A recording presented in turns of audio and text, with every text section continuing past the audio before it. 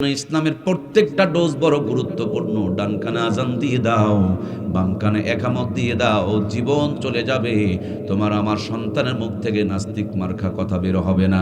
আমরা সকালবেলা যদি কাঁচা একটা বড় পেঁয়াজ দিয়ে পান্তা খাই, দুপুরে বিরিয়ানি খাবেন, বৈকালবেলা চা নাস্তা খাবেন, সন্ধ্যাবেলা যখন ঠিকুর তুলবেন দেখবেন ওই বিরিয়ানির গন্ধ বের হবে না, সকালবেলা যে কাঁচা পেঁয়াজ খেয়েছেন তারই গন্ধ বের হবে।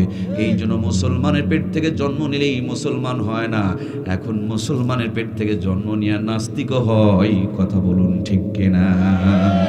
আল্লামা সাইদির যখন মামলা রায় হলো, কিছু মুসলমান বুক পেতে দিয়ে নিজের জীবনকে বিলিয়ে দিল, আর কেউ কেউ মিষ্টিও খেলো। কথা বলুন ঠিক কিনা? দুইজনারই বাপদাদা মুসলমান, একজন মিষ্টি খায় আর একজন জীবনকে বিলিয়ে দেয়। কারণটা হলো ও মুসলমানের ঘরে জন্ম নিয়েও বেঈমান হয়ে গিয়েছে, এই জন্য দাঁড়িয়ে প্রসাব করছে, এই জন্য কিরণমালা কটকটি পাখি পরিয়ে বউকে নিয়ে মার্কেটে ঘুরছে, এই জন্য আজান হলে মসজিদে যায় না, রিমোট টিপতে টিপতে নিজের ঘর থেকে হিন্দুদের মন্দিরে আওয়াজ বের করে। কথা বলুন ঠিক কিনা? বন্ধুরা আমার, গরুর পেট থেকে জন্ম নিলে গরু হয়, ছাগলের পেট থেকে জন্ম নিলে ছাগল হয়, ঘোড়ার পেট থেকে জন্ম নিলে ঘোড়া হয়, ভেড়ার পেট থেকে জন্ম নিলে ভেড়া হয়, মানুষের পেট থেকে জন্ম নিয়ে মানুষও হয়, অমানুষও হয়। বোঝা যাচ্ছে না রে ভাই? মানুষের পেট থেকে জন্ম নিয়ে কি অমানুষ হয় না? বর্তমান জামানায় কি অমানুষ নাই? এই যে হাদি, এ কি ডাকাত ছিল? দেশপ্রেমী, গোটা বডিটা কলিজা ছিল। একটা মানুষ গোটা বাংলাদেশকে কাঁপন ধরিয়ে দিয়েছে। কি পরিমাণ আপনি না, তার জন্য একেবারে মাথা বরাবর গুলি করেছে। হাদি ছিল একজন মানুষ, তাকে যিনি মারলেন তিনিও আর একজন মানুষ। দেশপ্রেমী একজন মানুষকে যিনি গুলি করতে পারে, এটা মানুষের পেটে থেকেও জন্ম নিলে মানুষ তাকে বলা যায় না। কথা বলুন ঠিক কিনা? আমার দেশের 57টা সেনা অফিসারকে যারা মারলো, তারাও কিন্তু দেখতে মানুষের মতন ছিল। সত্যিকারে বলুন, তারা মানুষের পেটে জন্ম নেওয়া মানুষ না অমানুষ? শাপলা চত্বরে যখন আলেমদেরকে নির্বিচারে খুন করা হলো, কুকুর মরার পর যারা আন্দোলন করেছিল, তারা কি সেই দিন আন্দোলন করেছিল? কুকুরের বিরুদ্ধে, কুকুর মরলে যারা আন্দোলন করে আর মানুষ মরলে যারা চুপ করে থাকে, এরাও মানুষের পেট থেকে জন্ম নেওয়া অমানুষ। কথা বলেন ঠিক কিনা? হাদির খুনিকে ধরতে পারে না, আর কোথায় কোন পত্রিকা দালাল অফিসে আগুন লাগাইছে তার জন্য নিরহ আলেমদেরকে ধরে ধরে এখনো জঙ্গির নাটক সাজানো হচ্ছে। এরাও প্রশাসনের মধ্যে ঘাপটি মেরে থাকা অমানুষ। কথা বলেন ঠিক কিনা? সম্মানিত প্রাণপ্রিয় ভাইয়েরা আমার, বর্তমানে মানুষের চাইতে অমানুষের সংখ্যা ব্যাপক পরিমাণ বেড়েই চলেছে। মানুষগুলো যেন মানুষই হয়, মানুষগুলো যেন অমানুষ না হয়। এই জন্য মানুষকে মানুষের মতন বানানোর জন্য মানুষকে সুন্নতের ডোজ দিতে হবে, ডান কানে আজান বাম কানে একামত দিতে হবে, এরপর সুন্দর করে একটা ইসলামিক নাম রেখে দিতে হবে। মুসলমানের সন্তানের নাম লাখে লালটু মন্টু কালটু বল্টু ঝুন্টু, এগুলো মুসলমানের নাম হইতে পারে? নবীজির পছন্দের নামগুলো হতে হবে, আল্লাহর প্রিয় নামগুলো হতে হবে। আব্দুর রহমান, আব্দুল্লাহ, আবু বকর, ওমর, ওসমান, এই সমস্ত দামি দামি নাম রেখে দেন। কিয়ামতের দিন আমার আল্লাহ তাআলা যখন আব্দুল্লাহ বলে ডাক দিবে, আব্দুর রহমান বলে ডাক দিবে, পৃথিবীর যত আব্দুল্লাহ দাঁড়িয়ে যাবে। মরিয়ম বলে যখন ডাক দিবে, পৃথিবীর সমস্ত মরিয়মগুলো দাঁড়িয়ে যাবে। ফাতেমা বলে যখন ডাক দিবে, দুনিয়ার সমস্ত ফাতেমাগুলো দাঁড়িয়ে যাবে। আমার আল্লাহ বলবেন, আমি এক ফাতেমারে ডাক দিলাম, এতগুলো ফাতেমা দাঁড়িয়ে গিয়েছো কেন? ফাতেমারা বলবে, আল্লাহ গো, আমি ভেবেছিলাম আমি ফাতেমাকে ডাক দিয়েছো, তার জন্য দাঁড়িয়ে গিয়েছি। আল্লাহ বলবেন, যাও, আমার নবীর পছন্দের নাম, মেয়ের নাম, প্রিয় নামটা যখন রেখে দিয়েছো, ওয়াবতাগু মিন ফাদলিহি ওয়াসিলা, আমি জান্নাত দেওয়ার জন্য ওসিলা তালাশ করব। এই ভালো মানুষের নামের সাথে মিলটা নাম করে রেখে দেওয়ার কারণে আব্দুল্লাহ মানে আমি আল্লাহর গোলাম, আব্দুর রহমান মানে আমি রহমান, আমি আল্লাহর গোলাম। সুতরাং আমার প্রিয় নাম, আমার সিফতি নামের সঙ্গে নাম রাখার কারণে আজকে আমি মাফ করে দিলাম। যত আব্দুল্লাহ আছো, আব্দুর রহমান আছো, ফাতেমা আছো, মরিয়ম আছো, যাও তোমরা, ওই নামের খাতিরে তোদেরকে মাফ করে দিলাম, জান্নাতে চলে যাও। এই জন্য নামগুলো অর্থবোধক যেন হয়, নামগুলো যেন সুন্নতি হয়, নামগুলো যেন নবীদের মতন অলিদের মতন হয়। নামেরও একটা ব্যাপক প্রভাব রয়েছে। 1 নম্বর সুন্নতের ডোজ হলো ডান কানে আজান, বাম কানে একামত। 2 নম্বরের ডোজ হলো সুন্দর একটা সুন্নতি অর্থবোধক ইসলামিক নাম। 3 নম্বর, 1 সপ্তাহের ভিতরে যদি সম্ভব হয় আপনার সন্তানের জন্য আকিকা দিয়ে দিবেন। ছেলে যদি হয় 2টা আকিকা দিবেন, 2টা খাসি দিবেন অথবা ছাগল দিবেন। মেয়ে যদি হয় 1টা দিবেন। আর অবস্থা যদি খারাপ হয় না দিলেও চলবে। অবস্থা যদি একটু ভালো হয় 1 সপ্তাহের ভিতরে মাথার চুলগুলো কেটে ওই চুলগুলো সমপরিমাণ স্বর্ণ অথবা রূপো সাদকা করে দিবেন। এরপর বাচ্চারা যখন খেতে শিখবে, নবীজির জামানায় সাহাবায়ে কিরামদের বাচ্চা যখন ভূমিষ্ঠ হতো নবীজির কাছে নিয়ে যাওয়া হতো। আল্লাহর নবী জান্নাতি জবান দিয়া আজওয়া খেজুরকে চাবায়া চাবায়া বাচ্চাদের মুখের মধ্যে উঠায়া দিত। আজকে নবী নাই, নবীর উত্তর সরে ওলামায়ে কিরাম রয়েছেন, তাদের কাছে নিয়ে যান আপনার সন্তানকে, যারা গীবত করে না, শিকায়েত করে না, পরনিন্দা করে না, কোরআনুল কারীমের তেলাওয়াত করে, জিকির করে, দরুদ শরীফ পড়ে, ওই বরকতওয়ালা জবান দিয়া আপনার আমার সন্তানের জবানকে যদি উদ্বোধন করায় নেওয়া যায় জীবন চলে যাবে। আপনার আমার ছেলের মুখ থেকে, মেয়ের মুখ থেকে নাস্তিক মার্কা কথা বের হবে না, ঠিক কিনা? এখন আমরা যত দুনিয়ার হারাম হালাল আছে সব খাওয়াই, আর আমাদের সন্তানের মুখ থেকে নাস্তিকের মতন কথাবার্তা বের হয়, বোঝাই যায় না যেটা মুসলমানের সন্তান। দাড়ি টুপি দেখলেই তাদের যেন চুলকানি অ্যালার্জি বেড়ে যায়। এখন ভার্সিটির কিছু মাল বের হইছে, খালি হুজুর দেখলেই তাদের চুলকানি অ্যালার্জি বেড়ে যায়। কথা বলেন ঠিক কিনা? এরা ইসলামকে এত আক্রমণ করতে পারে, এদের কথা শুনলে মনে হয় কেবল জান্নাত থেকে পালায় আসছে। কি গো ভাই, ফেরেশতার মতন কথা বলে, মনে হয় এই মাত্র জান্নাত থেকে পালায় আসছে। আর চরিত্রকে রিসার্চ করে দেখেন 2-4 বার সেঞ্চুরি অর্জন করে বসে আছে। সেঞ্চুরিতে পাকা আর ইসলামকে ডুবানোর জন্য কি সুন্দর পীরের মতন কথা। মূল কথা হলো ওরা খালি দোষী না, দোষী হলো ওদের বাপ মা। ওদেরকে যদি কোরআনের ফারমায়ে দিয়া ইমানওয়ালা বানিয়ে ভার্সিটিতে পাঠাইতো, তারা কোনোদিন এভাবে নাস্তিকের পথে পা বাড়াইতো না। কথা বলুন ঠিক কিনা? সম্মানিত প্রাণপ্রিয় ভাইরা আমার, এরপর বাচ্চাটা যখন বড় হবে, এই বাচ্চাকে আপনার ডাক্তার বানানোর স্বপ্ন থাকতে পারে, মাস্টার বানানোর স্বপ্ন থাকতে পারে, ইঞ্জিনিয়ার বানানোর স্বপ্ন থাকতে পারে, কিন্তু ভুলে গিয়া ডাক্তার মাস্টার ইঞ্জিনিয়ার বানাতে গিয়া যেন কোরআন থেকে দূরে সরে না যায়, ইমাম থেকে যেন বাদ না পড়ে যায়। বন্ধু, বিল্ডিং বানাবা বানাও, রাস্তা বানাবা বানাও, ব্রিজ বানাবা বানাও, কিন্তু আগে তো ইট বানাও। ইট ছাড়া বিল্ডিং, ব্রিজ, রাস্তা বানানো যাবে? ইট ছাড়া যদি ব্রিজ, বিল্ডিং, রাস্তা বানাও, যেখানে উপকার সেখানেই হবে ক্ষতি। আমি তেমনি বলতে চাই, ডাক্তার, মাস্টার, ইঞ্জিনিয়ার, এমপি, মন্ত্রী, রাষ্ট্রপতি যা বানাবা বানাও, সবার আগে সন্তানগুলোকে কোরআনের ফারমায় ঢুকায়া ইমানদার বানাও।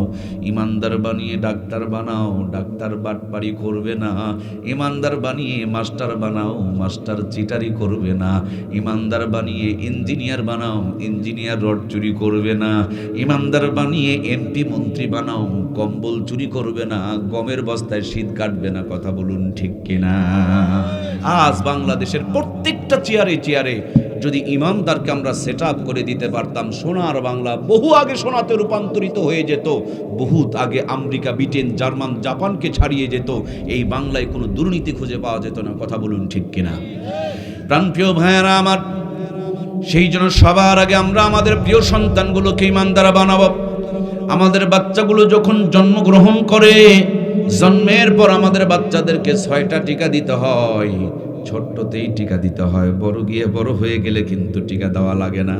এই টিকা দিলে জ্বর হয়, এই টিকা দিলে শরীর কালো হয়ে যায়, এই টিকা দিলে আপনার বাচ্চারা চিল্লা চিল্লি কান্নাকাটি বেড়ে যায়। তারপরও আপনি আপনার বাচ্চাকে টিকা দেওয়াচ্ছেন কেন? টিকা দেওয়াচ্ছেন এই জন্য, ছোট্টতে যদি ওই 6টা টিকা দেওয়া যায়, মৃত্যুর আগ পর্যন্ত 6টা রোগ থেকে আপনার আমার সন্তানগুলো নিরাপদ হয়ে যায়। ছোটতে টিকা দিলে যেমন রোগ হবে না, তেমনি ছোট্টবেলাতে কোরআনুল কারীমের শিক্ষা দিতে পারলে ওটা নাস্তিক, বেঈমান, মুরতাদ হবে না। রোগ থেকে বাঁচানোর জন্য টিকা দেওয়া হয়, কিন্তু নাস্তিক বেঈমান যেন না হয় তার জন্য কোরআনের শিক্ষা দেওয়া হয় না, এই জন্য নাস্তিক হয়। কথা বলেন ঠিক কিনা? প্রিয় ভাইয়েরা আমার, টিকা দিলে রোগ হবে না, কোরআনের শিক্ষা দিলে জাহান্নামের আগুনে জ্বলা লাগবে না। টিকা দিলে রোগ প্রতিরোধ ক্ষমতা বেড়ে যাবে, কোরআনের শিক্ষা দিলে তেমনি ইমানি পাওয়ার, ইমানি ক্ষমতা বেড়ে যাবে। নাস্তিক বেঈমান ধোঁকা দিতে আসলে ধরা খেয়ে যাবে।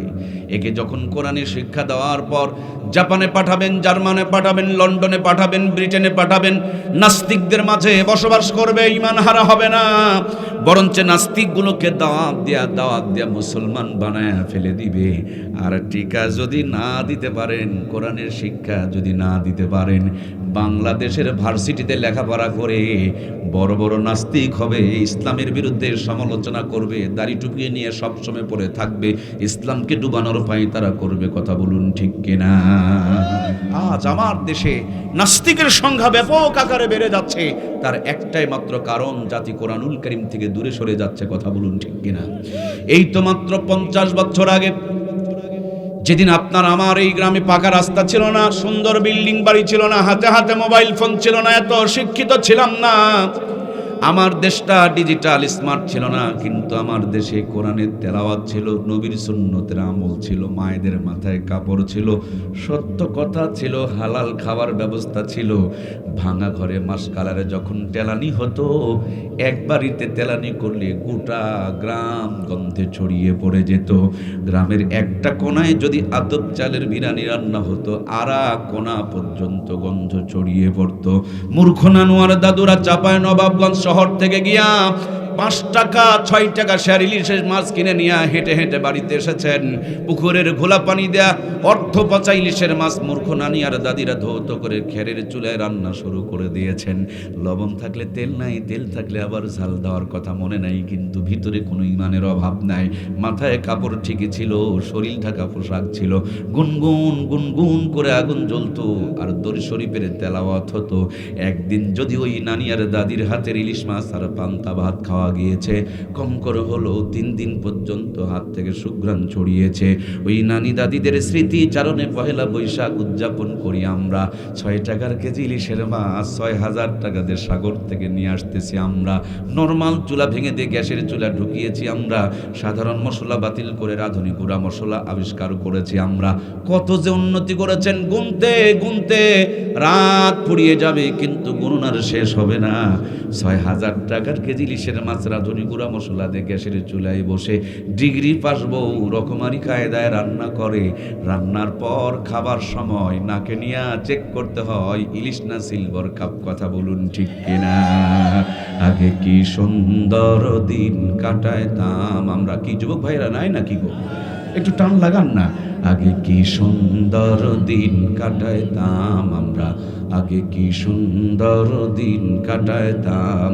ফজর যখন হইতো মুয়াজ্জিন আযান দিত, মধুরা জান শুনে বিছানা ছাড়িতাম আমরা, মধুরা জান শুনে ঘুম ছাড়িতাম। যতই থাকুক কাম আগে নামাজ পড়িতাম, হাজার থাকুক কাম আগে নামাজ পড়িতাম। নামাজ পড়িয়া কোরআন পড়িতাম আমরা, নামাজ পড়িয়া তেলাওয়াত করিতাম। আগে কি সুন্দর দিন কাটাইতাম আমরা, আগে কি সুন্দর দিন কাটাইতাম। জোরে বলুন মারহাবা। কষ্ট হচ্ছে প্রিয় ভাইয়েরা? আসেন একটু হিসাব করি, একটু হিসাব করি, একটু হিসাব করি। এখন স্বাধীনতা প্রায় 55 বছর। একটু হিসাব করি। 55 বছর আগে নানি দাদির বিয়ে হয়েছে, হাফ প্যান্ট পরা নানি দাদিকে নানু দাদুরা বিয়ে করেছে।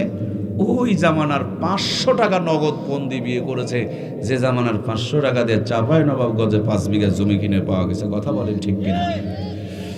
5 বিঘা জমির মূল্য দিয়ে যে নানি দাদিরে বিয়ে করা হলো, ওই নানি দাদির পেটে 12টা 15টা 18টা সন্তান জন্মগ্রহণ করলো। একটা নানি দাদিকেও কসাইখানা নিয়ে পেট চিরে বাচ্চা বের করা দরকার পড়লো? কথা কি বোঝা যাচ্ছে? কোন চেয়ার কিন্তু মায়েদের দখলে তখন ছিল। বুকের দুধ খেয়ে বাচ্চা শেষ করতে পারতো না, সন্তানে শেষ করতে পারতো না, কাপড় ভিজে যেত। এখন তো স্মার্ট আর ডিজিটাল জামানা। 18 বছর আগে মেয়েদের বিয়ে দেওয়া যাবে না।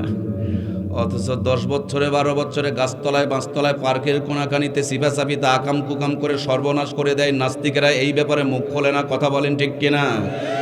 ওরা হালালের দরজায় লাগাইছে তালা, হারামের দরজা রেখে দিয়েছে খোলা। হারামজাদারা চায় দেশটা যেন হারামজাদা দিয়া ভর্তি হয়ে যায়। নবীজি বলেছেন বিয়ে শাদীকে সহজ করে দাও, যেন ব্যভিচার বন্ধ হয়ে যাবে। আর আমার বাংলার জমিনে বিয়ে শাদীকে কঠিন করা হয়েছে, এই জন্য যেন ব্যভিচার বেড়েই চলছে, কথা বলেন ঠিক কিনা? আমার প্রাণপ্রিয় ভাইয়ারা, একটু খেয়াল করে বুঝে দেখেন, ওরা হালাল তরিকা বন্ধ করতে চায় কিন্তু হারাম নিয়ে তারা কথা বলতে রাজি নাই। কুকুর যেমন চায় দেশটা কুকুর দিয়ে ভরে যাক, শুকুর যেমন চায় দেশটা শুকুর দিয়ে ভরে যাক। আমার মন বলে এরা হারামজাদা, তার জন্য এরা হালাল তরিকা বন্ধ করে হারামজাদার তরিকা খুলে রাখতে চায়। আল্লাহ এদেরকে হেদায়েত দান করেন, জোরে বলেন আমিন। আমার প্রাণপ্রিয় ভাইয়েরা, 18 বছর আগে বিয়ে হবে না, বিয়ের পর পর বাচ্চা নেবে না। 25-30 বছরে বাচ্চা নিতে চাই, আগের থেকে চাপায়ের বড় একটা গাইনি ডাক্তারের সাথে যোগাযোগ রেখে দেয়। যেমনি পেটে বাচ্চা, ইসিজি এক্সরে আলট্রাসাউন্ড শুরু হয়ে গেল। কায়দাই না বেকায়দাই, শুকনাতে না নরমালে, ভিটামিন আছে না নাই, ক্যালসিয়াম আছে না নাই, মিনারেল আছে না নাই, আয়রন আছে না নাই, জিঙ্ক আছে না নাই, হাজার তরিকার পদ্ধতি চালায়, মাথায় কাপড় খুঁজে পাওয়া যায় না, পেটের ভুঁড়িটা ঢাকতে চায় না, ওড়না গলায় পেঁচায় রাখে কিন্তু বুকের উপরে থাকে। এই জন্য আল্লাহর শাস্তি হলো 70 থেকে 80% মেয়েকে কষায়খানা নিয়ে পেট চিরে বাচ্চা বের করা লাগে, কথা বলেন ঠিক কিনা? ওদের বাচ্চা দুধ খেয়ে শেষ করতে পারতো না, আর এদের বুক আছে কাপড় দিয়া ঢাকে না, তার জন্য তাদের বাচ্চাগুলো বুকের দুধ পায় না, স্তন ক্যান্সার আক্রমণ করছে, কথা বলুন ঠিক কিনা? অল্প কিছুদিন আগে বগুড়ার মোকামতলায় মাহফিল থেকে নামার পর ছোট্ট একটা বাচ্চা আমার কোলে তুলে দিয়া বললেন, হুজুর বাচ্চাটাকে বাতাস লেগেছে, একটু ফু দিয়ে দেন। আমি বললাম কেমনে বাতাস লাগলো? আমাকে বললেন ভাজা পোড়া খাইতে খাইতে বাহিরে গিয়েছে, এই জন্য ছোট্ট বাচ্চাটার বাতাস লেগেছে। আহারে, আমি সূরা ফাতিহা সূরা ইখলাস দরুদ শরীফ পড়ে, এই আমাদের আবু সালে ভাই কিছুক্ষণ আগে ডিমের মধ্যে ফু দিয়েছে, এই মেকানিসিটা হলো ওই মেকানিসি। সূরা ফাতিহা সূরা ইখলাস দরুদ শরীফ পড়ে আপনিও ফু দিতে পারেন। আপনার জবান যত পাওয়ারফুল হবে, হালাল যত বেশি খাবেন, মিথ্যা যত কম বলবেন, কাজ তত বেশি হবে। এই কাজের মধ্যে পাওয়ার, শক্তি, ক্ষমতা দান করবেন কে? একই আল্লাহর কালাম, জবান অনুযায়ী হবে কাম। আমি সূরা ফাতিহা সূরা ইখলাস দরুদ শরীফ পড়ে ফু দিলাম, একটু পরে শুনতে পেলাম বাচ্চাটা ঘুমিয়ে পড়েছে, কান্নাকাটি বন্ধ হয়েছে, পাতলা পায়খানাও বন্ধ হয়ে গিয়েছে। কিন্তু আমার যে মাথার ব্যথা শুরু হয়ে গেল গো। আরে এতটুকু বাচ্চা ভাজা পোড়া খাইতে খাইতে বাহিরে গেলে যদি বাতাস কুতাস লাগে গো, এমনি তো আমাদের মা বোনগুলো ফর্সা, আমরা পাচ্ছি না তেমন কোনো ভরসা, তারপরও বিউটি পার্লারে গিয়ে সাজুগুজু করছে, মুসলমানের পোশাক ছেড়ে দিয়ে কিরণমালা কটকটি পাখি ধরেছে, রাত মানে না, দিন মানে না, সকাল বিকালের তাওয়াক্কা করে না, খালি টোটো কোম্পানি ম্যানেজারের মতন বো বো বো বো করে পায়চারি করে ঘুরে বেড়ায়। সাফাই নবাবগঞ্জ রাজশাহীর মা বোনেরা ভালো, ঢাকা গিয়া দেখেন ঢাকা ঢাকা নাই, ঢাকা এখন ফাঁকা হয়ে গেছে, কথা বলুন ঠিক কিনা? যে যত দেখাইতে পারে সেই নাকি তত ডিজিটাল, স্মার্ট আর ভদ্র আর আপডেট। ওগো মা, ইজ্জত দেখালে যদি ভদ্র হওয়া যায় আম্মা জান, তোমরা আবার কি দেখাও? কুকুর তো আসল জায়গা দেখায়। কথা বলেন না কেন রে ভাই? আমি জানি আপনারা কেন বলছেন না, কারণ আপনি জামা বানালে ফুল হাতা আর বাইরিয়ালি জামা বানান, তখন আপনি বানায় দেন হাফ হাতা। আপনারটাই পেট ঢাকা আর বইয়েরটা পেটের অর্ধেকটা ফাঁকা, নিজেরটা কলার ঢাকা, বইয়েরটা বুকের অর্ধেক ফাঁকা। কথা বলছেন না কেন? এই গরু খাওয়া গোপাল ভাড় খা মুসলমান। এর পেটের মধ্যে আছেটা কি? এত শক্ত করে ঢেকে রাখছে কেন গো? প্যান্টের ভিতরে শার্ট ঢুকাইয়া বেল দিয়া ইন করা, কি টাইট করছে, হাসতেও পারে না, কাশতেও পারে না, বসতেও পারে না। আবার গলার মধ্যে ফাঁসির দড়িও লাগায় রাখছে, নাই নাই, ওর সব ঢাকা, আর বইয়ের এদিকে ফাঁকা, ওদিকে ফাঁকা, ওইদিকেও ফাঁকা। কিরে বোকা, নিজের তেল পেট নারী ভুঁড়ি তেল চর্বি এগুলোকে রাখলা ঢাকা, আর পৃথিবীর শ্রেষ্ঠ নিয়ামত আল্লাহর জান্নাতের সম্পদ। যেই মা বোনের ফ্যাক্টরি আর কারখানা দিয়ে দুনিয়াতে আগমন করবা, সেই ফ্যাক্টরি আর কারখানাকে তুমি রেখে দিয়েছো ফাঁকা। তোমার পেটে শাহজালাল, শাহপ্রাণ, শাহ মাকদুম প্রত্যাশা করা যায় না। ওই বেপর্দা মায়ের পেটে চিটার বাটপার লুচ্চা গুন্ডা পয়দা হবে। এরা বাপ মাকে ভাত কাপড় দিবে না, জুতা পিটা স্যান্ডেল পিটা করবে। কথা বলেন ঠিক কিনা?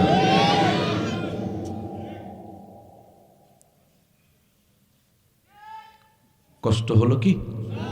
সত্য কথা একটু তিতায় লাগে। জীবনে বহু ওয়াজ শুনেছেন, এগুলো নো ওয়াজ না রে ভাই, এটার নাম ওয়াশ, নো ওয়াজ। আমার নাম ভুলে গেলে ইউটিউবে খালি ওয়াশ লিখে সার্চ দিবেন, আমার ওয়াজ বের হবে। আমি অনেক দিন আগে আপনাদের কমলাকান্তপুর মাদ্রাসায় এসেছিলাম, সম্ভবত 2006-07 সালের সময়। আল্লাহ রাব্বুল আলামিন যুবত পর্যন্ত চালায় নিতেছেন। আসলে সিরিয়াল বুক থাকে তো অনেক দাওয়াত আসে, কিন্তু আসার সুযোগ হয় না। আলহামদুলিল্লাহ সুম্মা আলহামদুলিল্লাহ। আমার প্রিয় মায়েরা, পেটটুকু ঢেকে রাখেন। আল্লাহ আপনার পেটে এ জগতের সম্পদ দান করবেন, পেটটাকে ফাঁকা রাখবেন। আপনার পেটে এমন সন্তান হবে, শেষবেলা জুতা পিটা করবে, বড় হুজুরের পানি পড়া নিয়ে কাম হবে। আপনাদের এই আমের বাগানে আমার কাছ থেকে পানি পড়া নিলে কি নিচু ধরবে রে ভাই? কথা বলেন না কেন রে ভাই? ধরবে না। পেটের ভুঁড়ি ফাঁকা রেখে যত দোয়া নেন কোন কাম হবে। এই জন্য মা গো, ও মা, কেন তুমি তোমাকে চিনছো না? আমরা পুরুষ জাতি, আমাদের পায়ের নিচে জুতা স্যান্ডেল আর মাটি। আমার মায়ের জাতি কত যে খাঁটি। মায়ের পায়ের নিচে সন্তানের জন্য বেহেশত বানিয়ে রেখেছেন কে? ওই পা যেই পায়ে নুপুর পরা থাকে, যেই পায়ের পায়জামা ছিঁড়া থাকে সেই পা নয়, যেই পা ঢাকা থাকে সেই পায়ের নিচে জান্নাত থাকে। কথা বলেন ঠিক কিনা?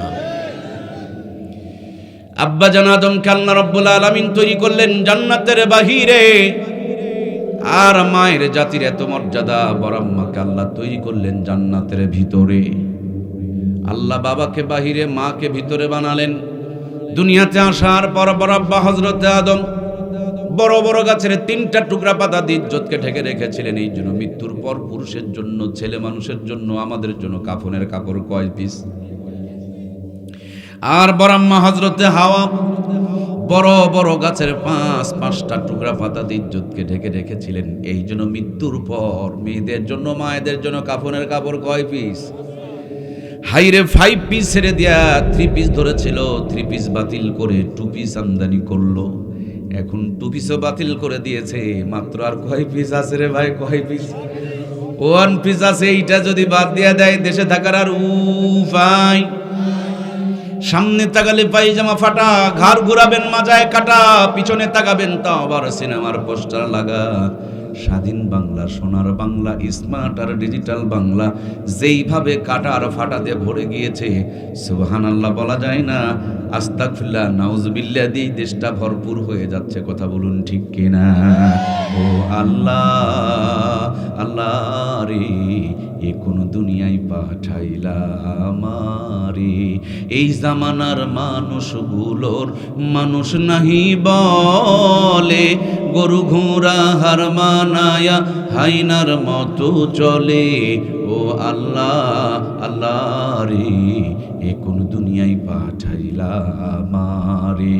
হাইরে সাধের দুনিয়ায় মানুষ পাওয়া বড় দায়। মানুষ দেখতে চলে নেবার জাদুঘরে যায় সবাই। মানুষ দেখতে চলে নেবার কোথায়?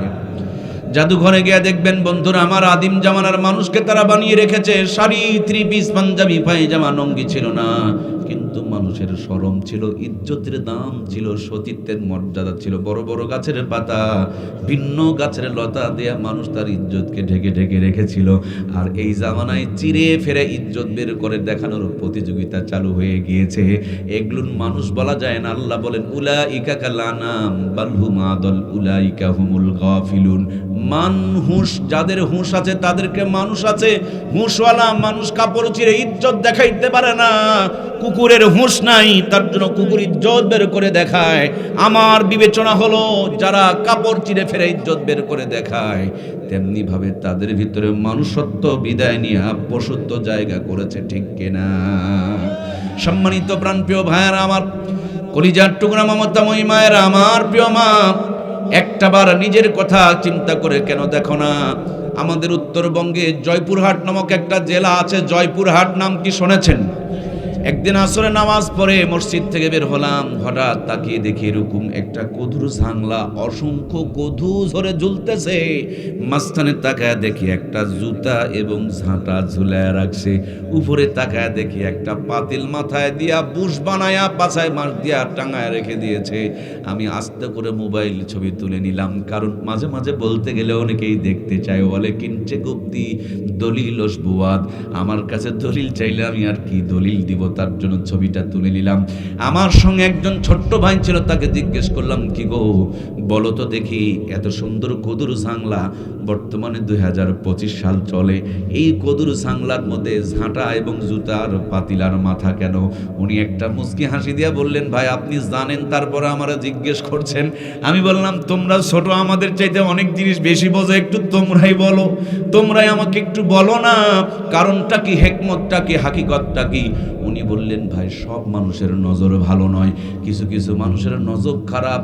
সরাসরি ওই বদনজর যদি কদুর উপরে পড়ে, কদু নাকি পচে যাবে, খসে যাবে, নষ্ট হয়ে যাবে। এই জন্য কদুর জাংলার মধ্যে ঝাঁটা জুতা ঝুলায় রাখছে। জীবনে কি এরকম দৃশ্য আপনাদের চোখে কোনোদিন পড়েছে? দিনাজপুরে কাঁঠালের গাছে দেখলাম গরুর মাথাওয়ালা হাট। কাঁঠাল ধরে আর পরে এই জন্য বদনজর থেকে বাঁচানোর জন্য কাঁঠাল গাছের এই ব্যবস্থা করেছে। নওগাঁ জেলা মাতাজি হাট নামক একটা গরুর বড় হাট আছে, আপনারা অনেকেই যাইতে পারেন। সেখানে দেখলাম তরমুজের জমিতে একটা বুশ বানায়া পাছায় মাছ দিয়া মাথায় পাতিল দিয়া গলায় জুতার মালা ঝোলায় রাখছে। তখন বুশের উপরে গোটা দুনিয়াতে আন্দোলন চলছিল। আমি বললাম, বুশকে মানুষ ঘৃণা করে, তার জন্য তরমুজের জমিতে বাঁশ দিয়া রাখছে।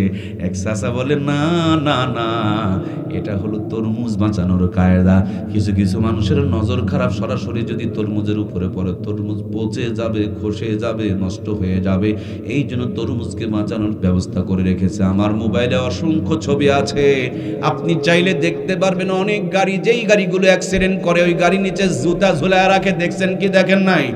আমার প্রাণপ্রিয় ভাইয়েরা, আপনি যদি তাদের জিজ্ঞেস করেন, মুসলমান বদনজর থেকে বাঁচানোর জন্য তুমি কদুকে বাঁচানোর ব্যবস্থা করলা, কাঁঠাল বাঁচানোর ব্যবস্থা করলা, তরমুজ বাঁচানোর ব্যবস্থা করলা, গাড়ির নিচে জুতা ঝুলায় রাখলা, কিন্তু কেন তুমি তোমার মেয়েকে বদনজর থেকে বাঁচাইলা না? কেন তুমি তোমার বউটাকে বদনজর থেকে বাঁচাইলা না? কেন তুমি তোমার বোনটাকে বদনজর থেকে বাঁচাইলা না?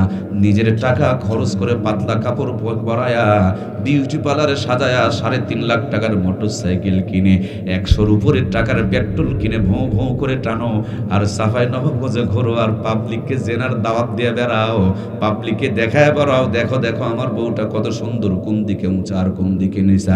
এইভাবে যারা জেনার দাওয়াত দিয়ে বেড়ায়, তারা মানুষের পেটে জন্ম নেওয়া অমানুষ। কথা বলুন ঠিক কিনা? এরা হলো দায়ুস। আল্লাহ নবী বলেছেন, আদ-দায়ুসু লা ইয়াদখুলুল জান্নাহ, দায়ুস কখনো আল্লাহর জান্নাতে প্রবেশ করতে পারে? আমার প্রাণপ্রিয় ভাইয়েরা, দিন শেষে একটা কথা বলতে চায়, প্রত্যেকটা জায়গায় আমার নবীর সুন্নতগুলোকে ফলো করতে হবে। আমার মমতাময়ী মায়েরা, আপনারা তাদেরই বংশধর, আপনারা তাদের উত্তরসূরি, যাদের উত্তরসূরি হওয়ার জন্য আল্লাহর নবী আপনাদেরকে বলে গিয়েছেন, আপনাদের মডেল হবে হযরতে ফাতেমা। কোন ফাতেমা? যেই ফাতেমা পর্দার আয়াত নাজিল হওয়ার পর একদিনও বাহিরে যায় নাই। সুবহানাল্লাহ। আমার দেশের মায়েরা পর্দা করে, এই পর্দার মধ্যেও ধোঁকাবাজি আছে।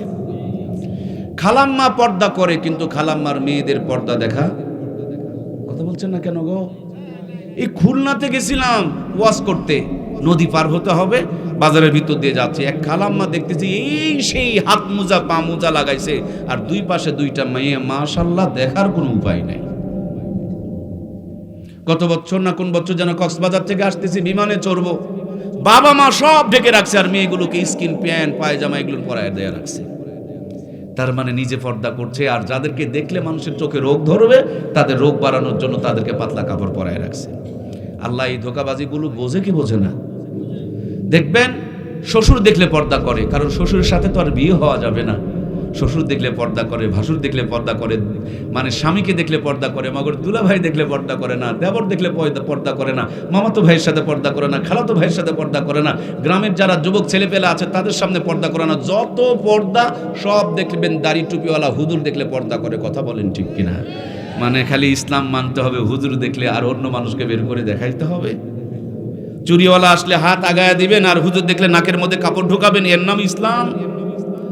হ্যাঁ, কাপড়ের ঝুল ছোট করে রাখবেন আর হুজুর দেখলে খালি টানবেন আর টানবেন, রাখছেন আধা হাত, টানলে কি 3 হাত হবে নাকি?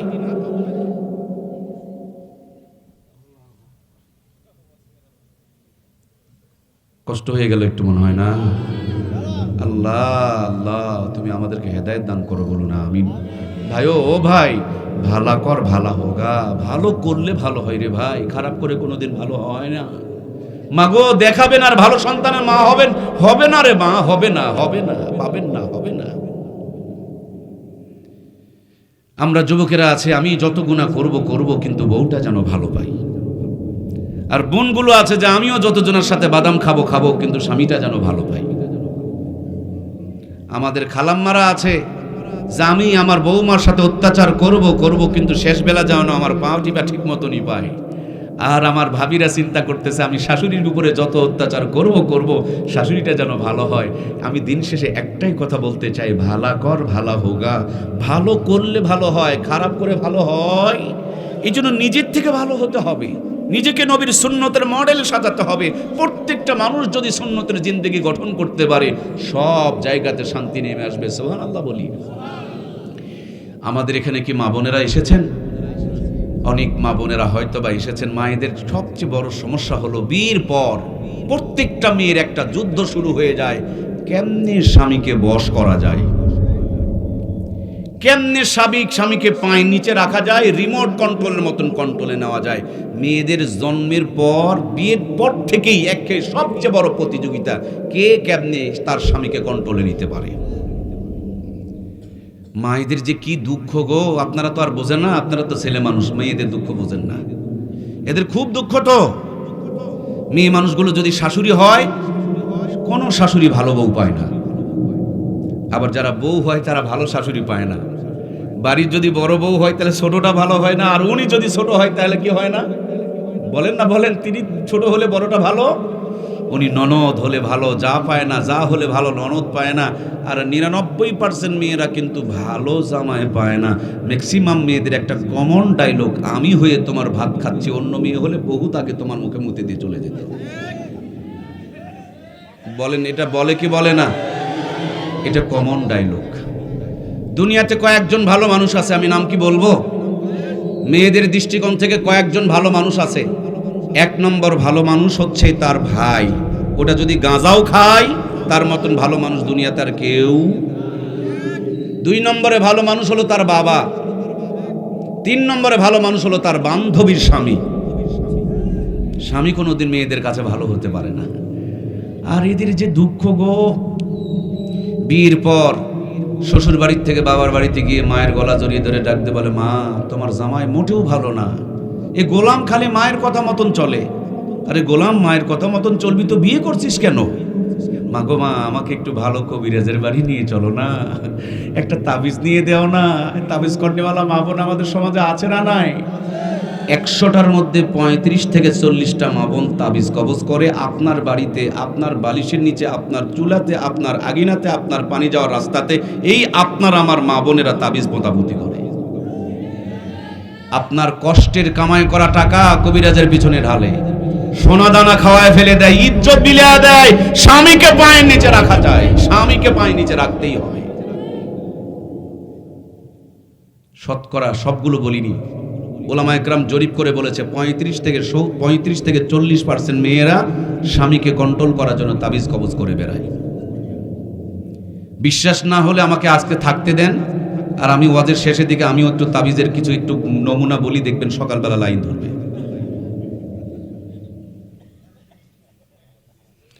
আমার প্রিয় ভাইয়েরা, খালি ভাবিরাই করে। মায়েরা ওই বাড়ির থেকে ওই বাড়িতে যায়, চোখের পানি মোছে। একটাই মাত্র ছেলে, যেখান থেকে আসতো মা মা বলে ডাকতো। এই বিয়ে করার পর থেকে বউ আর মায়ের ঘরে ঢুকতে দেয় না। এখন এই খালাম্মা কাঁদে আর বলে, আরে একটাই মাত্র ছেলে, আজ কত সুন্দর কত ভদ্র আমার ছেলে, এই ডাকনি এই কাল্লাগ্নি এই বৌমা নয় বোমা আমার ঘরে ঢোকার পর আমার ছেলের মাথা খেয়ে ফেলে দিয়েছে, বশ করেছে, কালো জাদু করেছে, বান মেরেছে, তাবিজ করেছে, আমার ঘরে ঢুকতে দেয় না, মা বলে ডাকতে দেয় না। খালার কাছে গিয়ে চোখের পানি মুছে আর বলে, আমাকে একটা ভালো কবিরাজের নাম বলো। চাচির কাছে গিয়ে বলে, আমাকে একটা ভালো কবিরাজের নাম বলো। এইভাবে একদিক থেকে মা ঘরে, আর এক দিক থেকে বউ ঘরে, দুই দিক থেকে দুইজন টানাটানি করে। এখন 30 থেকে 35% যুবকের মাথার তার ছিঁড়া। কি ছিঁড়া? মাথার তার ছিঁড়া ভাই। কি ছিঁড়া? কথা বলতেই মাথায় রাগ চেপে যায়, কারণ হলো দুই দিক থেকে দুইজন টানছে তো ভাই। মেয়ে মানুষ যেই পরিমাণ স্টক করে, শোনেন এই কথাগুলো শোনেন, প্রত্যেকটা কথা গবেষণা করা কথা, ফাউ ফাউ কথা বলতে আসি নাই। মেয়ে মানুষের চাইতে ছেলে মানুষ বেশি মরে এই দুই দিকের টানাটানির কারণে। ছেলে মানুষেরা বেশি মরে। মেয়ে মানুষরা যেই পরিমাণ টানাটানি করে, সেই ছেলে মানুষদের ওই পরিমাণ টানাটানি করার সুযোগ। এরা টানাটানি করতে করতে নিজের সন্তানকে মেরে ফেলতেছে, নিজের স্বামীকে মেরে ফেলতেছে। এইভাবে টানাটানি করলে কি একটা মানুষ বাঁচে নাকি? আপনি যদি বিশ্বাস না করেন, কালকে গিয়ে আপনার বইয়ের কিছু গল্প করতে করতে একটু নাটটা ঢিল করে দিবেন, দেখবেন কি গল্প শুরু করবে, যেটা আপনি এতদিন বুঝতেন না এখন বুঝতে পারবেন। আপনাকে প্রথমে বোঝাবে আপনার মা ভালো না, দ্বিতীয়তে বোঝাবে আপনার বাপ ভালো না, তৃতীয়তে বোঝাবে আপনার বোনের চাইতে খারাপ মানুষ দুনিয়াতে কেউ নাই, চতুর্থতে বোঝাবে আপনার ভাইয়ের বউটা ভালো নাই। তার মানে এতদিন যাদের সাথে আপনি ছিলেন কেউ আপনার ভালো না, কেউ আপনাকে ভালোবাসে না, শুধু ভালো হলো ওর বাপ মা। আপনি বইয়ের খাট থেকে উঠে গিয়ে মার কাছে একটু বসেন, মাও আপনাকে বোঝাবে, বাবা তুমি কি বোঝো, তার মানে আপনার বউ ভালো না, আপনার বউ ভালো না, তার 14 গোষ্ঠী ভালো না। আপনি আপনার ছেলের কাছে গিয়ে বসেন, আপনার ছেলে বলবে, আব্বু তুমি এটা বোঝো না, ওটা বোঝো না, মানে আমরা বুঝলামই না, কিছুই বুঝলাম না। কি বুঝবেন বলেন? কিচ্ছু বুঝি না আমরা। বউ বলবে বুঝবেন না, মা বলবেন বুঝবেন না, বেটা বলে যে আপনি কিছু বোঝেন না, বুঝি না আমরা, কি যে বুঝি না তাও বুঝি না। আমার প্রিয় ভাইয়েরা, কষ্ট নিচ্ছেন আপনারা? পর্দার আড়ালে মা বোনরা মন খারাপ করে না, ওরা খুশি হয়েছে, কারণ রোগ ধরে দিলে পারে, ট্যাবলেট খেলে যেমন রোগ ভালো হয়ে যায়, তাদের দোষগুলো ধরে দিচ্ছি, তওবা করলে তারা জান্নাতি হয়ে যাবে। আল্লাহ মা বোনগুলোকে জান্নাতি হিসাবে কবুল করে নেয়, বলুন আমিন।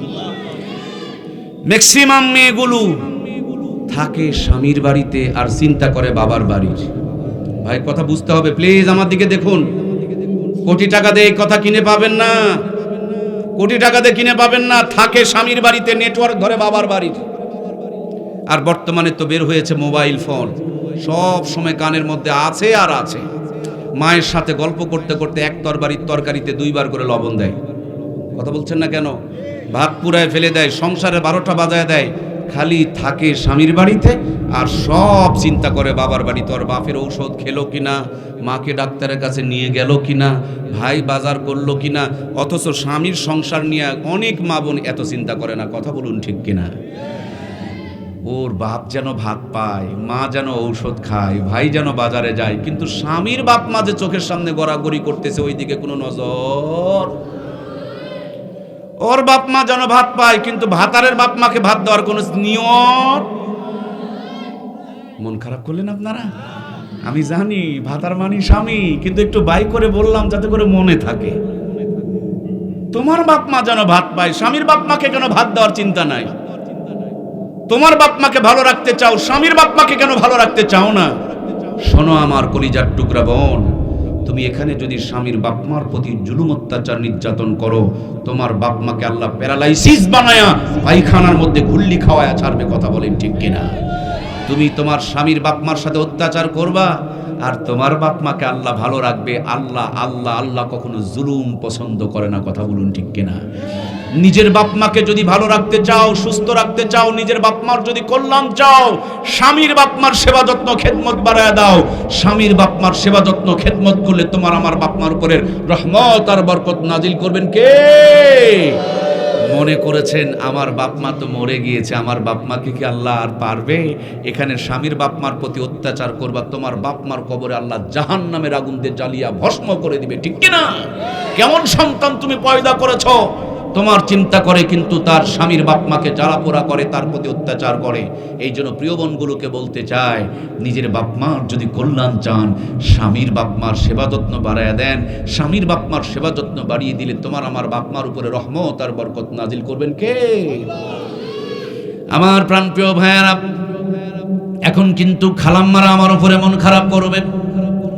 হুজুর খালি তার ভাবিদেরকে বাঁচায়া দিল, ওরা তো তওবা করে ভালো হয়ে গেলে জান্নাতি হয়ে যাবে। কিন্তু আমরা যে তার খালারা, ফুবিরা, চাচিরা ছিলাম, আমাদের ভুলগুলোকে ধরে দিল না, তার মানে আমরা তো তওবা করার আর সুযোগ পেলাম না। এই জন্য খালাম্মাদের জন্য কিন্তু একটা আমল বলতে পারি। অনেক খালাম্মা, চাচি আম্মা, ফুবি আম্মা আছে, তাহাজ্জুদ পড়ে মেয়ের জামাইয়ের জন্য দোয়া করে, কিন্তু ছেলের জন্য দোয়া করতে চায় না। আল্লাহ আমার মেয়ের জামাইকে জান্নাতের ওপার পার করে দাও, ছেলের নামটা উচ্চারণ করতে চায় না। ছেলে আর মেয়ে দুইজনের মধ্যে অপরাধ কিন্তু একটা, ওই জামাই তার বইয়ের কথা মতন চলে, ছেলেও কিন্তু তার বইয়ের কথা মতন চলে। দুইজনা অপরাধ করেছে, একটা কিন্তু খালাম্মা দুইজনার দুই রকম বিচার করে, এরকম খালাম্মা আছে না নাই? যদি তার মেয়েকে নিয়ে জামাই কক্সবাজার বেড়াতে যায়, গোটা এলাকায় মাইকিং শুরু করে দেয়, আমার জামাইয়ের মতন ভালো জামাই দুনিয়াতে কেউ। আবার ওই খালার বেটার বউকে নিয়ে ছেলে যদি কক্সবাজার যায়, তখন মুখটা কচু হয়ে যায়, ওর মতন খারাপ ছেলে আর দুনিয়াতে কেউ। মেয়েকে নিয়ে বেড়াতে গেলে জান্নাতের ওপার পার করে দেয়, আর ছেলের বউকে নিয়ে বেড়াতে গেলে মুখটা যাদের কালো হয়ে যায়, এরা হলো টাটকা মুনাফিক। এই জাতীয় খালাম্মাদের জন্য জান্নাত নাই, কথা বলেন ঠিক কিনা? মেয়েকে যেই নজরে দেখবেন, ছেলের বউকে ওই নজরে দেখেন।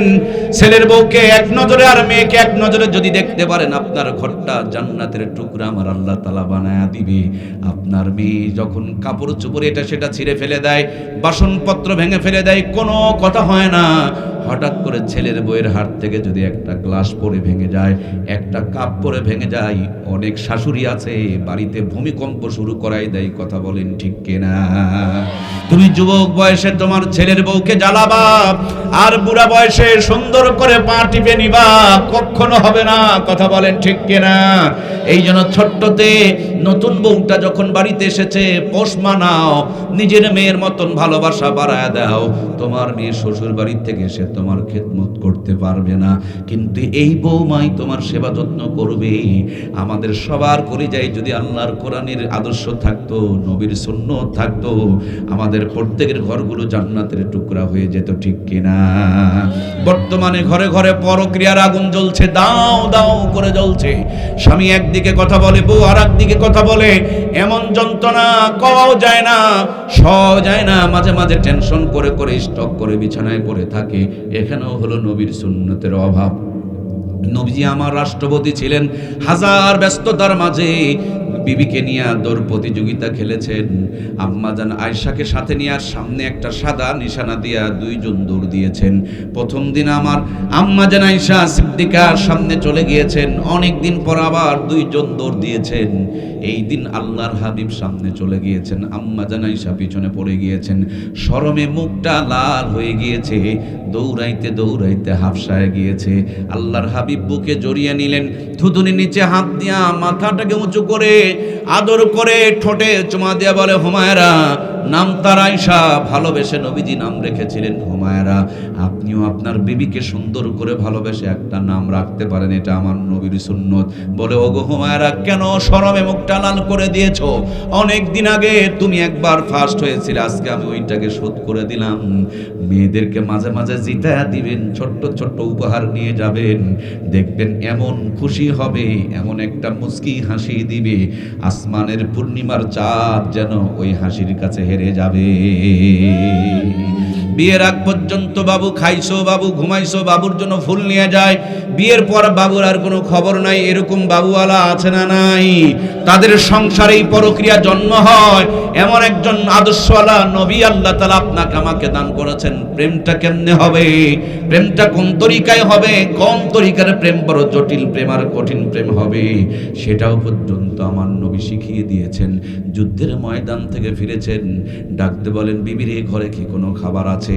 আম্মা জানেরা বলে নবী গো খাবার আছে কিন্তু তৈরি করা নাই। আল্লাহর হাবিব রাহমাতুল লিল আলামিনের রাগবাগ হয় নাই, তরকারি কেটে কেটে বিবির কাজে সহযোগিতা করেছে। পার্কে যেও না, পরক্রিয়া করিও না, রান্নাঘরে ঢুকে পড়ো, বিবির কাজে সহযোগিতা করো, রোমান্টিক রোমান্টিক গল্প করো। ওই ভাঙা ঘরটাকে জান্নাতের টুকরা বানায়া দিবেন কে? আল্লাহর হাবিব সাল্লাল্লাহু আলাইহি ওয়াসাল্লাম এক প্লেটে স্বামী আর স্ত্রী খেতে বসেছেন, আপনিও এক প্লেটে খেতে বসেন, এটা আমার নবীর সুন্নত। আপনি বিবির মুখে খাবার তুলে দেন, বিবি স্বামীর মুখে খাবার তুলে দেবে। এই দুনিয়ার যত দামি খাবার হোক না কেন, ভালোবাসার মানুষের হাতের ছোঁয়া লাগানো যদি আলুর ভর্তা ভাত হয়, আর এইটাতে যদি প্রকৃত ভালোবাসা থাকে, ওই আলু ভর্তার ভিতরে জান্নাতি ফ্লেভার দান করে দিবেন কে? এই জন্য প্রাণপ্রিয় ভাইয়েরা, সব জায়গায় আমার নবীর সুন্নাত জিন্দা করতে হবে। ঘুমাবেন যখন নবীজি বলেছেন তিনটা জায়গায় ফাঁকা রাখিও না, তার একটা জায়গা হলো স্বামী আর স্ত্রীর মাঝখানে। ঘুমাতে যখন যাবা একে অপরকে বুকে জড়িয়ে ধরবা। আমার আল্লাহ কোরআনুল কারীমের মধ্যে বলেছেন হুন্না লিবাসুল লাকুম ওয়া আনতুম লিবাসুল লাহুন্না। পুরুষ হলো মহিলার পোশাক, মহিলা পুরুষের পোশাক। মুফাসসির কোন ব্যাখ্যা লিখতে লিখতে এমনটাও পর্যন্ত লিখেছেন, একে অপরের চার্জার আমার আল্লাহ তাআলা বানিয়ে দিয়েছেন। সারাটা দিন মোবাইল ব্যবহার করে যেমন চার্জের লাইনটা লাগায়া দিলে ব্যাটারি ফুল হয়ে যায়, সামনের জন্য চার্জ জমা হয়ে যায়, আর পিছনে ক্ষয় হয়ে যাওয়া চার্জগুলো যেমন পূরণ হয়ে যায়। রিক্সা চালিয়েছেন, ভ্যান চালিয়েছেন, ওগমা বাড়িতে কাজকাম করেছেন, কাপড় কেচেছেন, ধান সিদ্ধ করেছেন, ভাত রান্না করেছেন, দুইজনের শরীর থেকে যেই এনার্জি ঘাটতি হয়েছে, যেই চার্জগুলো ফুরিয়ে গিয়েছে, আগামী দিনে চলার জন্য যেই চার্জগুলো দরকার, একে অপরকে জড়িয়ে ঘুমিয়ে পড়বেন। একে অপরের পশমে পশমে আমার আল্লাহ তাআলা এমন কুদরতের চার্জার লাগায়া দিয়ে রেখেছেন, ওই ঘুমটাও পারা হবে, সারা করে দেবে। বিশ্বাস যদি না হয় মোবাইলে সার্চ দিয়ে দেখবেন, একে অপরকে বুকে জড়িয়ে ধরে ঘুমালে আল্লাহ অনেক অসুখ বিসুখ থেকে মুক্তি দেয়। মাথা ঠান্ডা থাকে, হার্ট ভালো থাকে, প্রেশার নিয়ন্ত্রণে থাকে, শরীরের সুস্থতা আল্লাহ তাআলা দান করে। এই জন্য প্রিয় ভাইয়ের আমার, নবীজি বলেছেন তিন জায়গায় ফাঁকা রাখিও না, তার একটি জায়গা হলো স্বামী আর স্ত্রীর মাঝখানে। এখন হারামখোরদের ঘরের খবর নিয়ে দেখো, স্বামী এক ঘরে, বউ আর এক ঘরে, আর হালালখোর যারা কোরআন পড়নেওয়ালা, তেলাওয়াত করনেওয়ালা, এরা এক অপরকে বুকে জড়িয়ে ঘুমিয়ে পড়ে। আল্লাহর হাবিব বলেন ডান হাত গালের নিচে দিয়া কাবার দিকে মুখ করে দোয়া পড়ে ঘুমিয়ে পড়ো, আল্লাহুম্মা বিসমিকা আমুতু ওয়া আহইয়া। আজকের আধুনিক স্বাস্থ্য বিজ্ঞান পরীক্ষা করছেন, নবীজি ডান কাত হয়ে ঘুমাতে বলেছেন কেন? এরা পরীক্ষা করতে গিয়ে দেখে মানুষের বাম দিকে হাড় থাকে, ডান কাত হয়ে ঘুমালে হাড়টা ফাঁকা থাকে, চাপ কম থাকে, হাড়টা সুন্দর করে পাস করতে পারে, রক্তের সার্কুলেশন বেড়ে যায়, রক্তের সার্কুলেশন বেড়ে গেলে শরীর সুস্থ থাকে, রোগ প্রতিরোধ ক্ষমতা বেড়ে যায়। তার মানে নবীর সুন্নত যদি মানতে পারেন, বোঝেন আর না বোঝেন, নাপা খেলে যেমন জ্বর ভালো হয়ে যায়, গ্যাসের বড়ি খেলে যেমন পেট ক্লিয়ার হয়ে যায়, তেমনি নবীর সুন্নত পালন করলে দুনিয়া এবং আখিরাতের শান্তি, মুক্তি আর বরকত দিয়ে আল্লাহ তাআলা জীবনটাকে ভরপুর বানিয়ে দেয়। সুবহানাল্লাহ। এই জন্য প্রাণপ্রিয় ভাইয়েরা আমার, নবীর মতে মত তাকেই বলে নবীর উম্মত। আমরা নবীর খাঁটি উম্মত হয়ে কে কে কবরে যেতে চাই, আর একটা বারের জন্য দুইটা হাত তুলে আমার আল্লাহকে দেখায় লিল্লাহে তাকবীর। আয় আল্লাহ তাআলা, তোমার হাবিবের খাঁটি উম্মত হতে চাই, আমাদের সকলকে সুন্নতের জিন্দেগি দান করে দাও। জোরে জোরে বলুন আমিন। আয় আল্লাহ তাআলা, আজকের থেকে আমাদের সকলকে 5 ওয়াক্ত নামাজ, রমজানের রোজার সাথে সাথে সুন্নতের জীবন যাপন করার জন্য কবুল করে নাও, আমরা পড়ি আমিন। আমার প্রাণপ্রিয় ভাইয়েরা, আমি আমার মা বোনকে নিয়ে বিক্ষিপ্ত কিছু কথা বললাম। আমার জিয়াউল হক ভাই বলে গিয়েছিলেন, মেয়েদের জন্য 4টি কাজ যদি করতে পারেন, আল্লাহ তাআলা জান্নাতের 8টা দরজা তাদের জন্য খোলা রেখে দেবেন। তার মধ্যে 1 নম্বর 5 ওয়াক্ত নামাজ, 2 নম্বরে রমজানের রোজা, 3 নম্বরে সতীত্বের হেফাজত, 4 নম্বরে গিয়া স্বামীর খেদমত। মায়েদের জন্য অনেক গুরুত্বপূর্ণ কথা হয়েছে। সব কিছু শেষে দিনের একটাই কথা, নবীর মতে মত তাকে বলে নবীর কি? ওয়াজ বুঝতে পেরেছেন? নবীর মতে মত তাকে বলে নবীর। ফিতা কাপড় যেমন মাপকাঠি দিয়ে মেপে দেয়, জীবনটা যদি সুন্নতের মাপকাঠি অনুযায়ী মিলে যায়, নবীর সঙ্গে জান্নাতে যাওয়া যাবে। আল্লাহ আমাদেরকে কবুল করে নেক, জোরে বলুন আমিন। পেঁয়াজের আমদানি কমে গেলে দাম বেড়ে যায়, সুন্নতের আমদানি কমে গেলে, ফিতনার জামানায় একটা সুন্নত আমল করলে আল্লাহ তাআলা 100 শহীদের সওয়াব আমলনামায় দান করে দিবে। আজকের থেকে আমরা নবীজির সুন্নতের জিন্দেগি গঠন করব, রাজি আছি তো ইনশাআল্লাহ? বাসায় গিয়ে সালাম দেব, আসসালামু আলাইকুম ওয়া রাহমাতুল্লাহ। ওই বাড়িতে রহমত আর বরকত নাজিল করবেন কে? এক প্লেটে খেতে বসবো, আল্লাহ তাআলা বরকত আর শান্তি বাড়ায়া দিবে। স্বামী স্ত্রীর মধ্যে ডিভাইডেশন রাখবো না। একে অপরে যদি ভুল বুঝাবুঝি হয়ে যায়, কাউন্সিল করে সেইটাকে শেষ করে রাখবো। কালো কালো দাগ কলিজায় নিয়ে রাতের বেলা ঘুমাবেন না। একসাথে দুইটা পাতিল থাকলেও ঠোকরা মুকরি হয়, একে অপরের সাথে ধাক্কা লেগে যায়। সুতরাং জীবন যাপন করতে গিয়া ভুল বুঝাবুঝি হতে পারে, এটা মনের মধ্যে পুষে রেখে ভিতরে ভিতরে ডিভাইডেশন তৈরি করা যাবে না। কাউন্সিল করে একে অপরকে মাফ করে দিতে হবে। আল্লাহর হাবিব বলেন, লা ইয়ারহামুল্লাহু মান লা ইয়ারহামুন নাস। আল্লাহ তাআলা ওই ব্যক্তির প্রতি দয়া করবে না যে মানুষের প্রতি দয়া করবে না। সুতরাং আপনি আমি যদি একে অপরকে মাফ করে দেই, আপনাকে আমাকেও মাফ করে দিবেন কে? তাহলে আজকের আলোচনা সারমর্ম যে কথাটা ছিল, নবীর মতামত তাকে বলে নবীর উম্মত। সুতরাং প্রাণপ্রিয় ভাইয়েরা, যাদের বউ নাই তাদের নিয়ে কিছু বলেন, এই তো সারছে, কারবার তো খারাপ, এই তো তোমরা পেঁচ লাগায় দিলা, এটা কি ভালো করলা রে? ওদের শেষে দিয়ে এই পেঁচটা লাগায় দিলা, আগেই বলবা। এই শীতের দিনে বউ না থাকা তো বড় একটা কষ্টের বিষয়।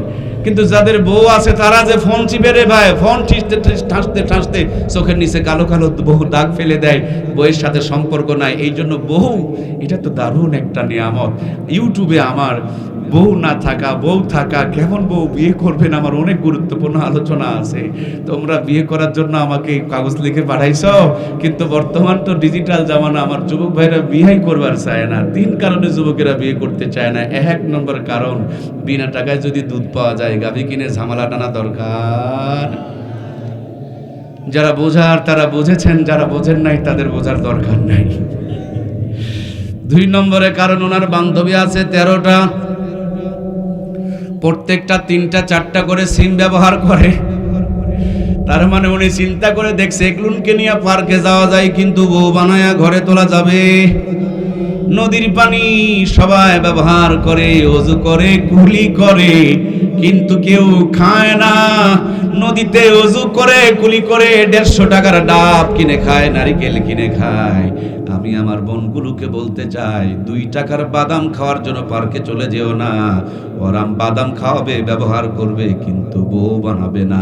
নিজেকে ধরে রাখো, মোহরানা দিয়া রাজরানী বানায়া বাড়িতে নিয়ে যাবে, ঠিক কিনা?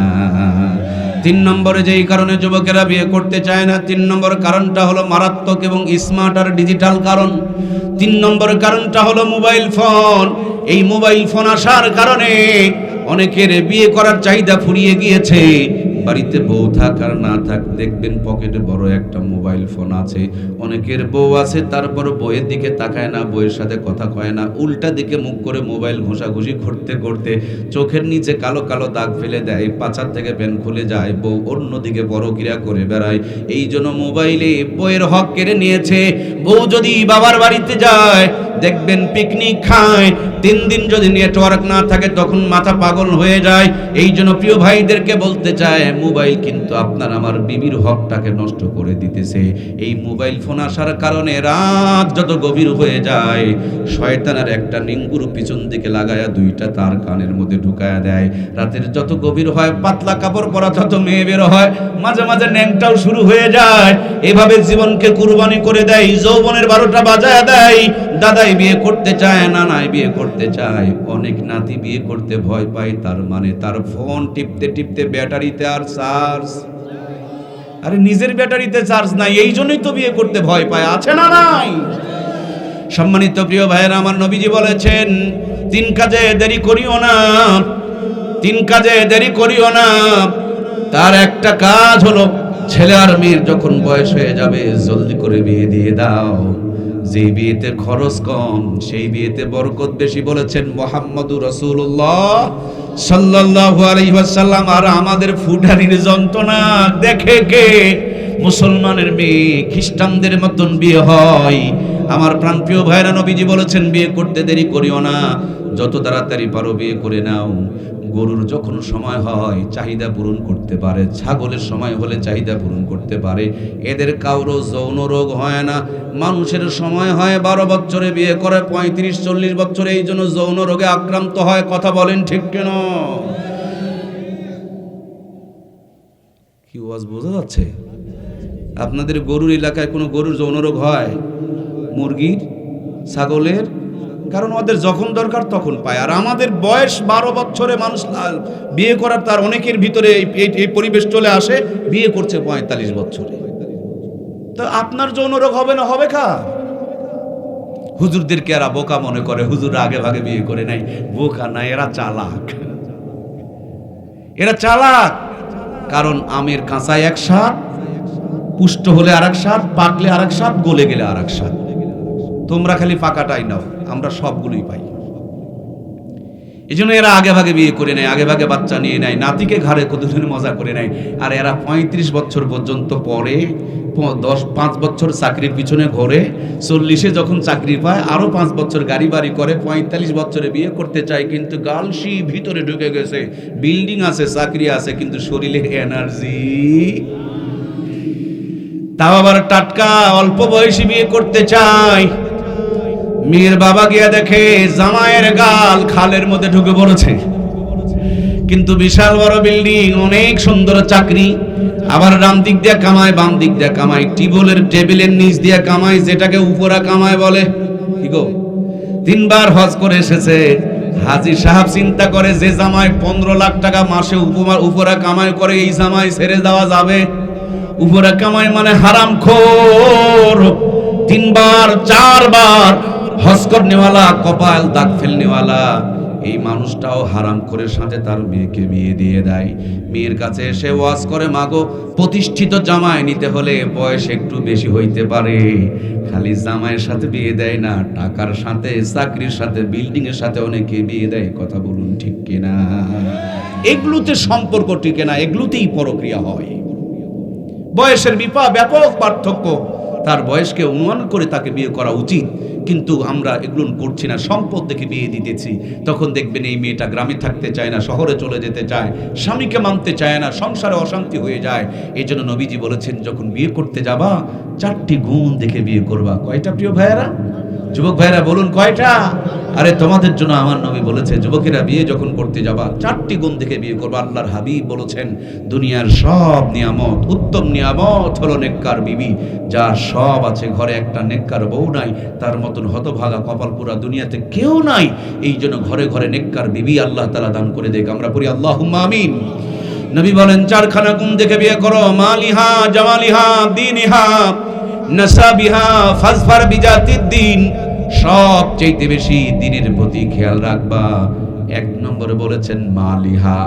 মাল মানে মালু, মালু মামু, মামু টাকা, টাকা পয়সা, পয়সা। কিন্তু পয়সা হলেই চলবে না, কুফু দেখে বিয়ে করতে হবে। কুফু মানে মোটার চিকন দড়িতে গিরা লাগালে গিরা যেমন আটকেবে না, টিকবে না, তেমনি কোটিপতি আর গরিবের বিয়ে দিলে ওই বিয়েগুলো লাস্টিং করে না। কোটিপতির মেয়েকে বিয়ে করিও না, ওই বাড়িতে জামাইয়ের মর্যাদা পাবা না, গোলাম হয়ে থাকা লাগবে। কথা বলুন ঠিক কিনা? প্রেমের ফাঁদে ফেলে কোটিপতির মেয়েকে বাড়িতে নিয়ে আসিও না ভাই, সুখী হতে পারবা না। ভালোবাসা যেদিন অভাব তোমার জানালা দিয়ে ঢুকবে, ভালোবাসা কিন্তু দরজা দিয়ে দৌড় মারবে। তখন কিন্তু আঙ্গুল চুষতে চুষতে বিরহের গান গাওয়া লাগবে। এই দুনিয়ায় মন বোঝার চাইতে ভুলবো যার মানুষ বেশি, এত ভালোবেসেও আমি তার কাছে হইলাম দোষী। এত ভালোবেসেও আমি তার কাছে হইলাম দোষী। দোষাদোষীর গান আছে না নাই? নিজে যে দোষ করেছে, গরিবের সন্তান হয়ে কোটিপতির মেয়েকে প্রেমের ফাঁদে ফেলেছে, ইসলাম বলেছে কুফু দেখে বিয়ে করো, সম্পদের দিকে খেয়াল রাখো। আবার অনেক বোনেরা দেখবেন, আমার অনেক বোনগুলো খালি টাকাওয়ালা খোঁজে, টাকাওয়ালা খোঁজে। আমি আমার বোনগুলোকে বলতে চাই, বোনরে, কোটিপতির ঘরে যদি তুমি বউ হয়ে যাও, বিবির মর্যাদা পাবা না, কাজের মেয়ের মতন গোলামি করা লাগবে, চাকরানি হয়ে থাকা লাগবে। স্বামীর কাছে ইজ্জত পাবা না, শ্বশুর বাড়িতে কারোর কাছে ইজ্জত পাবা না। এই জন্য প্রত্যেকটা বাড়িতে শান্তি ফেরানোর জন্য কুফু দেখে বিয়ে দিতে হবে, সম্পদের প্রতি খেয়াল খুব মেজারমেন্ট করতে হবে, তাহলে এই জীবনগুলোতে আমার আল্লাহ তাআলা শান্তি দান করে দিবে। 2 নম্বরে আল্লাহর নবী বলেছেন সৌন্দর্য দেখে বিয়ে করো। এখন তো ডিজিটাল জামানা, কোনটা কালা কোনটা ধলা চিনা বড় দায়। ময়লা মেয়েগুলো বিউটি পার্লারে যায়, আটার বস্তা মেখে সবগুলো ফর্সা হয়ে যায়। এই জন্য যুবকেরা বিয়ে করতে ভয় পায়। আমি তাদেরকে বলে যেতে চাই, যুবক ভাইয়েরা ভয় পাওয়ার কোনো কারণ নাই। বিয়ে যখন করার জন্য বউ দেখতে যাবেন, সব জায়গাতে মানুষের উপরে ভরসা করা যায় না। এই জায়গাতে ভরসা কম করবেন, নিজের সাথে যাবেন। দুলা ভাইয়ের পছন্দের বউ বাড়িতে নেবেন না, কারণ দুলা ভাইয়ের সাথে আপনার রুচির মিল নাও হইতে, দুলা ভাইয়ের কাছে যেটা ভালো লাগে আপনাকে সেটা ভালো নাও লাগতে। এক একজনের চোখে আল্লাহ এক একটারে ভালো বানিয়ে দিয়েছে। সুতরাং বাবা মার সাথে বোনের সাথে আপনিও বউ দেখতে যাবেন, বউ দেখতে গিয়া খালি চোখের মধ্যে রুমাল চেপে ধরে থাকবেন না, আপনি দেখবেন, কারণ এটা জীবনের সদা। একবার জড়িয়ে গেলে সহজে এটাকে ডিলিট করা যায় না। যাকে দেখে ফিলিংস জাগে, ভালো লাগে, তাকে জীবন সঙ্গিনী বানায় নাও। এরপরে যদি আটার ময়দা নিয়ে তোমার টেনশন থাকে, তাহলে ঘটককে শর্ত দাও, যাকে আমি বিয়ে করব তাকে আমার সামনে ওযু করা লাগবে। যদি কোনো মেয়ে ওযু করতে পারে তাহলে বুঝবেন এটা নামাজ পড়ে। নামাজিকে ঘরে নাও, ভাঙা ঘরকে আল্লাহ জান্নাতের টুকরা বানায় দিবে। সুবহানাল্লাহ বলেন। যদি ওযু করতে না পারে আর ঘটক যদি বলে তাহাজ্জুদ পড়ে, পোড়ায় গাঁজা খুরি, গল্প ঠিক কিনা? এজন্য আপনি বলবেন আমার হবু বউ যেটা হবে তাকে আমার সামনে ওযু করতে দেওয়া লাগবে। ওযু যখন করবে তখন কিন্তু কোনো ময়দা টয়দা থাকলে সবগুলো ধুয়ে পরিষ্কার হয়ে যাবে, আসল চেহারা দেখা যাবে। কথা বলেন ঠিক কিনা? যদি দেখেন চেহারাটা ফর্সা আর পাগুলো কালো, বলেন তো দেখি এটা আসল না কালার করা? বুঝে শুনেই যদি বাড়িতে নিয়ে যান, আর কোনোদিন ঝগড়া ফাসাদ হবে না। এই জন্য ইসলাম সৌন্দর্যের প্রতি খেয়াল রাখতে বলেছে। এক একজনের চোখে আল্লাহ তাআলা এক একজনকে সুন্দর বানিয়েছে। দুনিয়াতে কেউ অসুন্দর নয়। একটা সুন্দর ছেলে ময়লা মেয়েকে বিয়ে করতে চায়। তার বন্ধুরা বললেন, কিরে তোর চোখ কি নষ্ট হয়ে গেল কেন? তুই কত সুন্দর আর ওই মেয়েটা তো কালো। সে বলে, বোকারে, আমার চোখ দুটো খুলে যদি তোর চোখে লাগায় দেওয়া যেত তাহলে বুঝতি ওই কালোর ভিতরে জগতের আলো। এই জন্য এক একজনের চোখে আমার আল্লাহ তাআলা এক একজনকে ভালো বানিয়ে দিয়েছে। আল্লাহর হাবিব বলেছেন বংশ দেখে বিয়ে করো, কারণ খারাপ বংশের মেয়েগুলো উঁচু বংশে যদি জায়গা পায়, শ্বশুর শাশুড়িকে ভাত দিতে চায় না, স্বামীর বাড়ির থেকে স্বামীকে আলাদা করে শহরে নিয়ে চলে যেতে চায়। এরা অকৃতজ্ঞ নিচু পরিবারের সন্তান। এই জন্য তারা বাপ মা থেকে স্বামীকে আলাদা করতে চায়। আল্লাহর নবী বলেছেন ফাসফার বিজাতি দিন, সব চাইতে দিনের প্রতি খেয়াল রাখো। যার কিচ্ছু নাই ভিতরে দিন আছে, ওইটাকে ঘরে নিয়ে যাও, তোমার ভাঙা ঘরকে জান্নাতের টুকরা বানায় রেখে দিবে আমার আল্লাহ। আর যদি সব আছে ভিতরে দিন না থাকে, এটা বৌমা হবে না, এটা হবে বোমা। কি গো ভাই, বৌমা আর বোমা এক জিনিস না দুই জিনিস?